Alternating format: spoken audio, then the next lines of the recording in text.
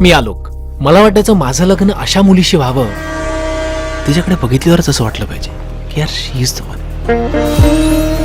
Smart, beautiful, समुद्रासारखे खळखळणारे डोळे तिचे, प्रसंगी कणखर.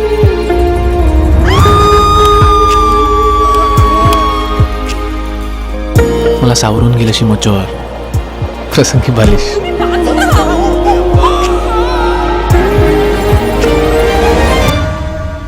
पण मुळात ती तशी नव्हतीच.